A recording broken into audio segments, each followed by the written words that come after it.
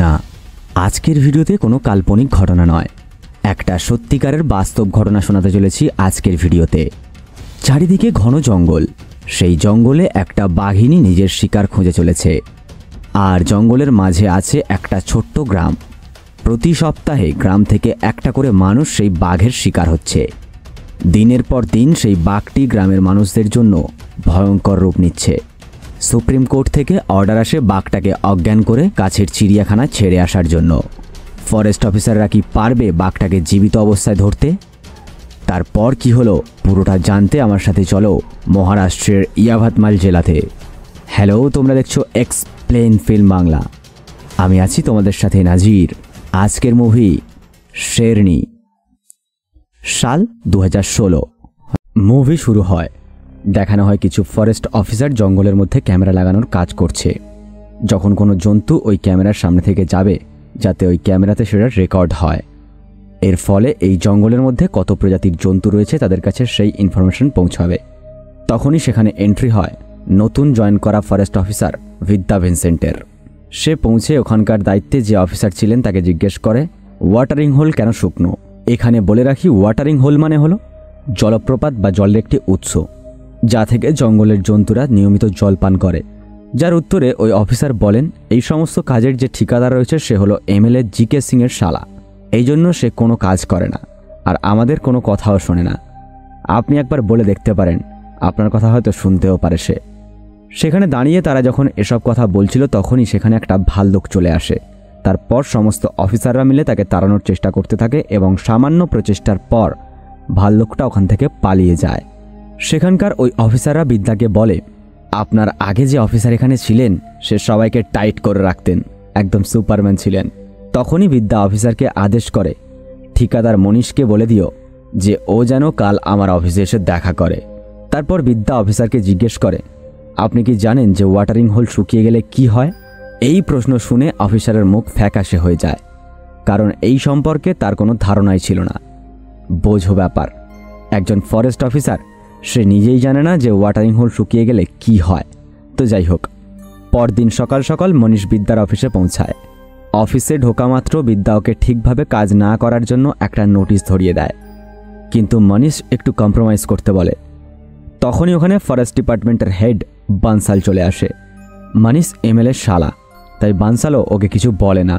তারপর ওরা দুজন কথা বলতে বলতে ওখান থেকে চলে যায়। বিদ্যা বুঝে যায় যে ডিপার্টমেন্টের অফিসাররাও এদের সাথে জড়িত, তাই এখানে কাজ করার কোনো মানেই হয় না।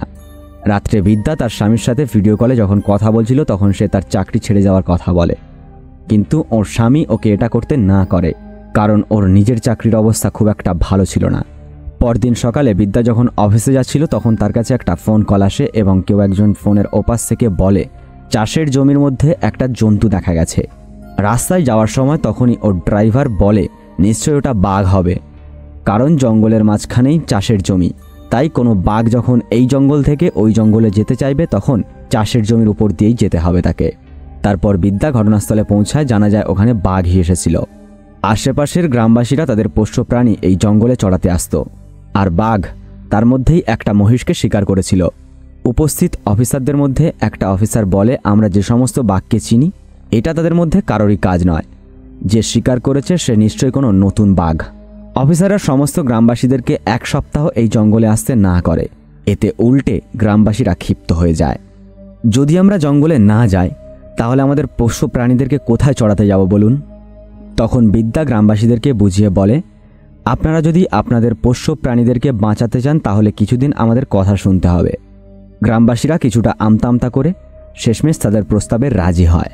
তারপর ফরেস্ট ডিপার্টমেন্টে একটা মিটিংয়ের আয়োজন করা হয়, যে মিটিংয়ে বিদ্যা বানসালকে বলে যদি বাঘকে চিনতে হয় তাহলে আমাদেরকে ডিএনএ স্যাম্পল কালেক্ট করতে হবে। তাই বিদ্যা বাইরে থেকে এক্সপার্ট আনার জন্য বলে। তখনই এই লোকটা হাত উঁচু করে দাঁড়িয়ে যায়। এনার পরিচয় তো দেওয়াই হয়নি, এনার নাম হলো হাসান নুরানি। সে বলে সে নাকি ডিএনএ স্যাম্পল কালেক্ট করতে পারবে, আর সে ডিএনএ স্যাম্পলিং করার জন্য ওয়ার্কশপও নিয়ে রেখেছিল, তাই সে এই কাজ খুব ভালোভাবে করতে পারবে। হাসান পাশেই একটা কলেজের জুলজির প্রফেসর। বানসাল এনাকে ডিএনএ স্যাম্পলিং করার পারমিশন দিয়ে দেয়। এবার সে বিদ্যার টিমে জয়েন হয়ে যায়।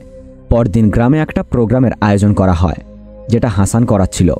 হাসান বাঘের থেকে নিজেদেরকে কিভাবে সুরক্ষিত রাখতে হবে সেটা দেখাচ্ছিল। তখনই হাসান বিদ্যাকে 2-4 কথা বলার জন্য স্টেজে ডাকে। বিদ্যা যখনই কিছু বলতে যাবে তখনই সেখানকার এমএলএ তার দলবল নিয়ে এসে পৌঁছায়। সে আসামাত্র বানসাল বিদ্যার হাত থেকে মাইক নিয়ে এমএলএ জেকে সিংয়ের পক্ষপাতিত্ব করতে থাকে। গ্রামে আর কিছুদিনের মধ্যে ভোট হতে চলেছে, সেই জন্য জেকে গ্রামের সমস্ত মানুষদেরকে বলে তাদের পোষ্য প্রাণীর জন্য সে খাবার ফ্রিতে দেবে এবং সেগুলো ফ্রিতে হোম ডেলিভারিও করবে। আর যাতে করে বাঘ চাষের জমিতে আসতে না পারে তার জন্য আমি চাষের জমিতে জাল লাগিয়ে দেব। বুঝতেই পারছো, ভোটের আগে রাজনীতিবিদরা যেভাবে গ্রামে গ্রামে গিয়ে প্রতিশ্রুতি দেয় এবং ভোটের শেষে তাদের টিকিটিও খুঁজে পাওয়া যায় না। আর এটা আমাদের রাজ্যের থেকে ভালো বোধ হয় আর কেউ জানে না। তো যাই হোক, এভাবেই ও ভোটের প্রচার করে যাচ্ছিল স্টেজে। ওখানেই হাসান আর বিদ্যা স্টেজের পাশে দাঁড়িয়ে দাঁড়িয়ে তামাশা দেখছিল। পরদিন সকালে জঙ্গলে বাঘ একটা মানুষকে হত্যা করে ফেলেছে, যার কারণে পুরো গ্রাম বিশৃঙ্খল হয়ে আছে। অফিসার বলে গ্রামের মানুষজন মৃতদেহের কাছে যেতে দিচ্ছে না আর আমাদের কোনো কাজও করতে দিচ্ছে না। আর যে কাজ করতে দিচ্ছে না সে হলো এই লোকটা, আর এনার নাম হলো পিকে। এই না পিকে মুভির পিকে নয়, এ হলো পিকে সিং। একসময় এই বিধানসভার এমএলএ ছিল। তার দাবি যতক্ষণ পর্যন্ত এখানকার এমএলএ জেকে আর বানসাল এখানে না আসবে ততক্ষণ আমরা কোনো কাজ করতে দেব না। ঠিক তখনই ওখানে বিদ্যা এসে পিকেকে বলে, যেহেতু আপনি একজন এমএলএ ছিলেন তো আপনি অবশ্য এটা জানবেন যে সরকারি অফিসারদেরকে তাদের কাজ করতে বাধা দেওয়াটা একটা বড় অপরাধ। যার উত্তরে পিকে বলে, আপনাকে আমায় আইন শেখাতে হবে না, এমনিতেই আমি মহিলাদেরকে অনেক সম্মান করি আর আপনি আমার দিদির বয়সী। জেকে প্রচারের বেলায় সবার আগে থাকে, কিন্তু এখানে একজন মারা গেছে তখন একটা মহিলা অফিসারকে পাঠিয়ে দিয়েছে কাপুরুষের মতো। তারপর বিদ্যা বলে, এইভাবে বডি ওখানে পড়ে থাকলে বডি পচে যাবে, আপনি ডিপার্টমেন্টের উপর ভরসা রাখুন, সমস্ত জরুরি পদক্ষেপ নেওয়া হবে। এটা শোনার পর পিকে তাদেরকে কাজ শুরু করতে দেয়। তখনই হাসান গিয়ে বডি থেকে ডিএনএ স্যাম্পল কালেক্ট করে। এরপর উপস্থিত সমস্ত অফিসার আশেপাশে বাঘের উপস্থিতির প্রমাণ জোগাড় করতে লেগে যায়। এমনকি অফিসাররা বাঘটাকে ধরার জন্য একটা ফাঁদও পেতে রাখে। তারপর সিন কাট হয়, দেখা যায় বানসালের অফিসে মিটিং শুরু হয়। ওই মিটিংয়ে পিকে 2জন শিকারীকে নিয়ে আসে ও বানসালের কাছ থেকে বাঘকে শিকার করে মারার পারমিশন চায়, কিন্তু বানসাল তার প্রস্তাবে রাজি হয় না। পরদিন বিদ্যা ওই মৃতের পরিবারের সাথে দেখা করতে যায়। সেখানে গিয়ে সমস্ত গ্রামবাসীদেরকে বাঘের থেকে সাবধান থাকতে বলে। তাদের মধ্যে একজন অফিসার বলে, যখন সবাই আগে থেকেই জানতো যে জঙ্গলের মধ্যে বাঘ ঘোরাঘুরি করছে তাহলে জঙ্গলে কেন গেল? তারপর তাদের গ্রামের এই মহিলা এসে বলে তাদের পোষ্য প্রাণী খিদের তাড়নায় মারা যেত। আর হ্যাঁ, এনার নাম হলো জ্যোতি। এনার একটা বড় ভূমিকা আছে মুভিতে, যেটা আমরা মুভির শেষে গিয়ে জানতে পারবো। আগে যেখানে পশুরা চড়তে যেত সেখানে তো সেগুন গাছের চারা লাগিয়ে দিয়েছে, এরপর আর কী বা করার ছিল জঙ্গলে যাওয়া ছাড়া? এই কথায় সমস্ত গ্রামবাসীরা সম্মতি জানায়। তারপর জঙ্গলে লাগানো ক্যামেরার ফুটেজ চলে আসে। ওই ভিডিও থেকে জানা যায় যে ওই বাঘের নাম হলো T12 আর ও একটা ফিমেল বাঘ বা বাঘিনী। সবাই নিজের মতামত জানাচ্ছিল যে বাঘের হাত থেকে কিভাবে মুক্তি পাওয়া যায়, কিন্তু তারপরেও কোনো সমাধান বেরোয় না। এরপর বানসাল মনিটরিং কমিটি বসানোর কথা বলে এবং অফিসাররা গিয়ে ফাঁদ দেখতে যায়, কিন্তু সেখানে গিয়ে দেখে বাঘ ফাঁদে পড়েনি। তাদের ফাঁদের চারিদিকে বাঘের পায়ের দাগ দেখে সবাই বুঝতে পারে যে বাঘ অনেক চালাক। সে সারা রাত ফাঁদের চারপাশে ঘোরাঘুরি করেছে কিন্তু ফাঁদে ঢোকেনি। সমস্ত অফিসাররা জঙ্গলের সমস্ত জায়গায় বাঘের পায়ের ছাপ খুঁজতে শুরু করে দেয়, যাতে করে তারা জানতে পারে যে বাঘ কোন দিকে এগোচ্ছে। তখনই খবর আসে যে বাঘকে আঁকের ক্ষেতের মধ্যে দেখা গেছে। যত দ্রুত সম্ভব তাকে ধরার জন্য সেখানে সমস্ত অফিসাররা পৌঁছে যায়। বিদ্যা বাইনোকুলারের সাহায্যে বাঘটাকে দেখার চেষ্টা করছিল, যাতে করে যখনই তাকে দেখা যাবে তাকে অজ্ঞান করার গুলি করে তাকে ধরতে পারে। বিদ্যা বাঘটাকে দেখতে পায়। ঠিক তখনই জেকে সিং ট্রাক্টর ভরে মানুষ নিয়ে বাঘটাকে মারার জন্য চলে আসে এবং স্বাভাবিকভাবে ট্রাক্টরের আওয়াজ আর মানুষের চেঁচামেচির কারণে বাঘ সেখান থেকে দৌড়ে পালায়। ফলস্বরূপ বিদ্যার বাঘ ধরার প্ল্যান সেবারের মতো বিফলে যায়। পরদিন বিদ্যা ওই জমিকে দেখতে চায় যেখানে চারাগাছ লাগানো হয়েছিল। তখনই তার সাথে এই লোকটা দেখা করতে আসে, আর এই লোকটার নাম হলো পিন্টু। এ হলো একজন শিকারী, আর এ বিদ্যাকে বলে যদি বাঘ ধরতে চান তাহলে আমি আপনাকে সাহায্য করতে পারি।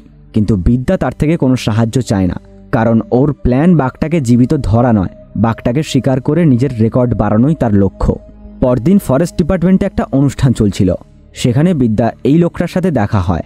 ইনি হলেন বিদ্যার সিনিয়র অফিসার আর এনার নাম হলো নানগিয়া। ওদের দুজনের মধ্যে অনেকক্ষণ কথাবার্তা হয়। এবং তাদের কথোপকথনে জানা যায় যে নানগিয়া অনেক বড় মাপের একজন অফিসার, যার সোর্স অনেক উঁচু পর্যন্ত রয়েছে, আর এনার থেকে বিদ্যা অনেক কিছু শিখেছে। পরদিন বিদ্যা নানগিয়া স্যারের একটা সেমিনারে ওনার লেকচার শুনতে গেছিল। তখনই ওর ফোন আসে এবং সে জানতে পারে যে জঙ্গলে আরও একজন মানুষকে বাঘ হত্যা করেছে। পিকে সিং এর লোকজন গ্রামবাসীদেরকে উত্তেজিত করে তোলে এবং বলে ফরেস্ট অফিসাররা আর বানসাল এমএলএ জেকে সিং এর সাথে মিলিত রয়েছে, তাই কেউ মারা গেলে তাদের কিচ্ছু যায় আসে না। যখন ফরেস্ট অফিসাররা আসে তখন গ্রামের লোকজনরা তাদের সাথে মারপিট করে এবং গাড়িতে আগুন জ্বালিয়ে দেয়। এখন এই ইস্যুটা গ্রামের মানুষদেরকে রক্ষা করা বা বাঘটাকে ধরা নয়, উল্টে এটা ভোটের ইস্যু তৈরি হয়ে গেছে, যার মধ্যে জেকে আর পিকে পলিটিক্স খেলতে ব্যস্ত হয়ে পড়েছিল। পিকে ফরেস্ট অফিসে যায় বানসালকে খোঁজার জন্য। বানসাল ভয় পেয়ে নিজেকে বাঁচানোর জন্য লুকিয়ে পড়ে, কিন্তু শেষমেশ ওরা তাকে ধরে ফেলে। তারপর ধমকাতে থাকে, যার ভয়ে বানসাল বাঘকে যে কোনোভাবে ধরার অর্ডার দিয়ে দেয়। এবার বাঘ ধরার কাজের সফলতার জন্য ডিপার্টমেন্টের সবাই আগুনের সামনে বসে ঈশ্বরের কাছে প্রার্থনা করে। এরপর পুরো ফরেস্ট ডিপার্টমেন্ট জঙ্গলের মধ্যে তাঁবু খাটিয়ে ফেলে আর বাঘের পায়ের ছাপ এবং আঁচড়ানোর দাগ খুঁজতে থাকে। বাঘ কোন জায়গায় আছে সেটা জানা যায়। এবার পিন্টু তাদের টিমে জয়েন হয়ে যায়। যেহেতু ওর সাথে বিদ্যার সাপে নেউলের সম্পর্ক, তাই ও নিজের মতো প্ল্যান বানাতে থাকে। তখনই বিদ্যা ক্যালকুলেট করে বের করে যে রাত্রে বাঘ গ্রামের উপর দিয়েই যাবে, তাই একজন অফিসার গ্রামবাসীদেরকে সাবধান করতে গ্রামে যায়।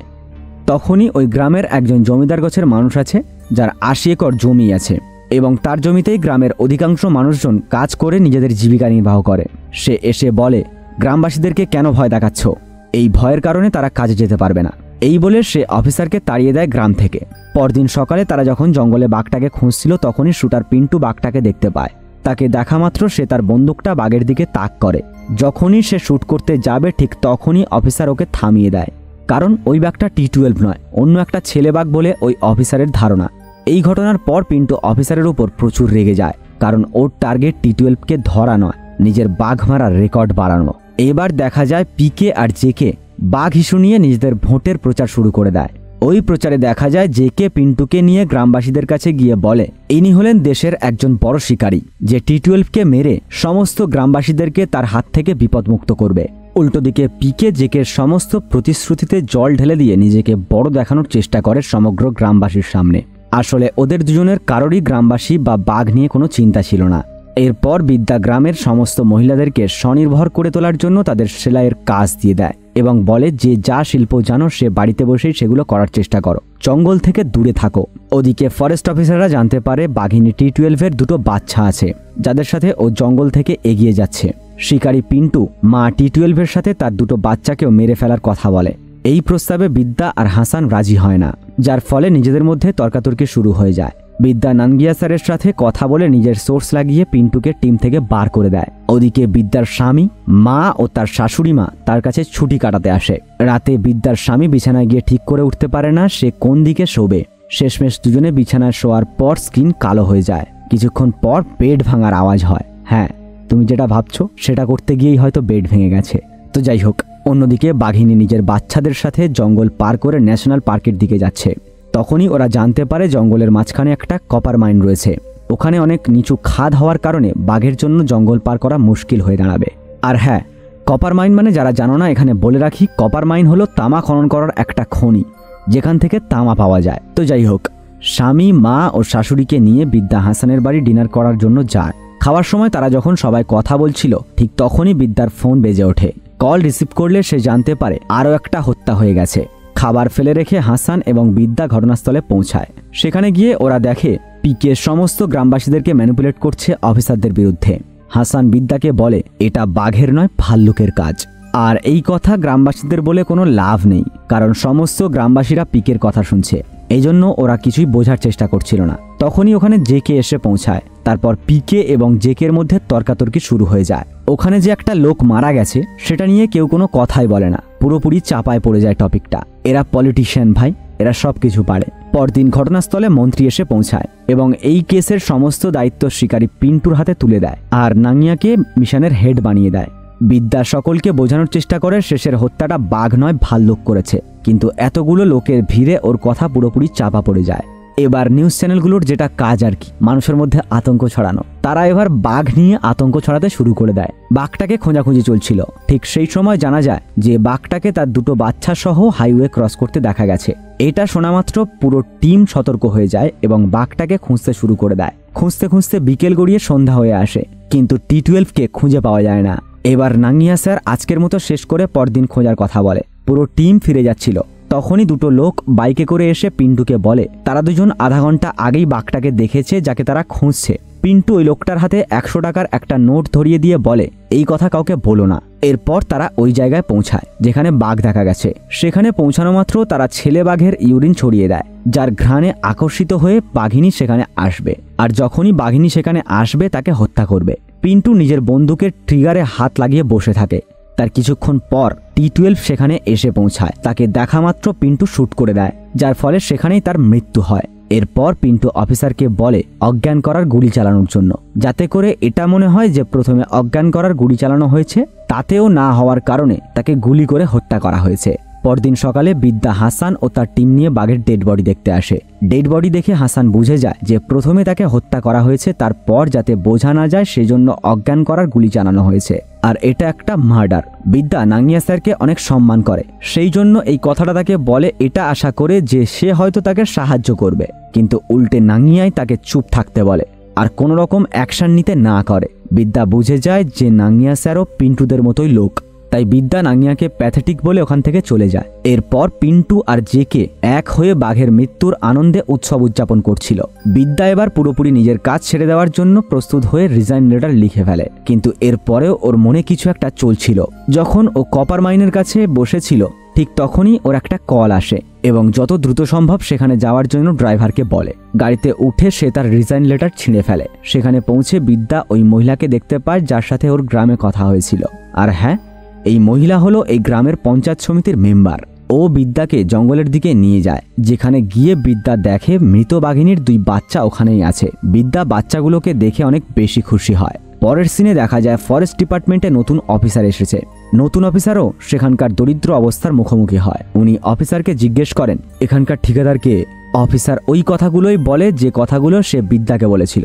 আবারও সেই একই গল্প শুরু হয়ে যায়। তারপর বিদ্যাকে দেখানো হয় যাকে একটা মিউজিয়ামে ট্রান্সফার করে দেওয়া হয়েছে। সেখানে গিয়ে সে দেখে সেখানে অনেক বিভ্রান্তিকর জিনিস রয়েছে, যেগুলোকে আবার সে ঠিক করতে লেগে যায় এবং মুভিটা এখানেই শেষ হয়। তো যাই হোক, মুভির শেষটা একদম সিম্পল এবং পরিষ্কার যে সিস্টেমে অনেক সমস্যা আছে, আর কেউ যদি সেটাকে পরিবর্তন করতে চায়, যে সিস্টেম এতটাই কারাপ্টেড নিজেরা তো কোনোদিনও পরিবর্তন হবে না, আর যে পরিবর্তন করতে চাইবে তাকেই সরিয়ে ফেলবে।